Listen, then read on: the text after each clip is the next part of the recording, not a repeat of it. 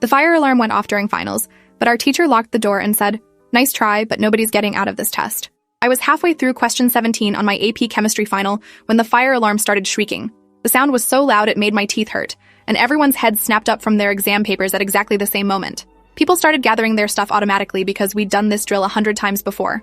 The protocol was simple. Leave everything except your phone and wallet, line up at the door, walk to the designated assembly area outside. Mrs. Garrison stood up from her desk at the front of the room and held up both hands like she was stopping traffic. She didn't head toward the door or reach for her emergency folder. Instead, she walked over and turned the deadbolt lock with this deliberate click that echoed even over the alarm. "Nice try, but nobody's getting out of this test," she said, her voice cutting through the noise. "Return to your seats immediately. You have 43 minutes remaining." I looked around at the other 26 students in the room, and everyone had the same confused expression. My friend Daniela, who sat 2 rows over, mouthed, "What the hell?" at me while pointing at the door.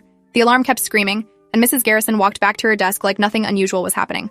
She sat down and started grading papers from another class, completely ignoring the sound that was making it impossible to think. A kid named Isaiah stood up near the back and said he was pretty sure we had to evacuate during fire alarms. Mrs. Garrison didn't even look up from her grading. Every single year, some student thinks they're clever and pulls the alarm during finals week. Last year it was during the AP biology exam, and the year before that it was during pre-calculus. I've been teaching for 19 years and I'm not falling for it anymore. You all stay right here and finish your tests.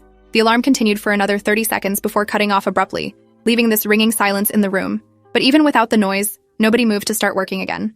We were all just sitting there looking at each other and at the locked door and at Mrs. Garrison, who was acting like this was completely normal. I could see smoke coming under the door from the hallway. Just a thin gray line at first, barely visible against the tile floor. I thought maybe I was imagining it because my eyes were tired from staring at chemistry equations for an hour. But then Daniela stood up and pointed at it, and once she did, everyone could see it. The smoke was getting thicker, turning from gray to darker gray, creeping across the floor like fog. "Mrs. Garrison," Daniela said, her voice getting higher. "There's smoke. We need to leave right now."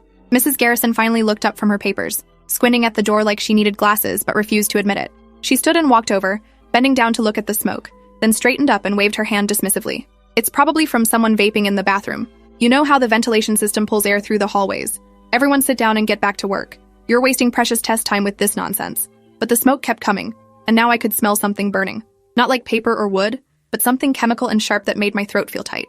Isaiah walked toward the door despite Mrs. Garrison's order, and 3 other students followed him. They tried the handle, but it didn't budge because she'd locked it. Isaiah turned around and said they needed the key, and Mrs. Garrison crossed her arms and shook her head. "You'll get the key when the test time is up, not 1 second before. I'm not going to let you all cheat by looking up answers on your phones during a fake fire drill. Now sit down." That's when the second alarm started, except this one was different. It wasn't the fire alarm with its steady wailing. This was the lockdown alarm, the one that meant active threat, the one we drilled for after the shooting at the school 3 counties over last fall. The sound was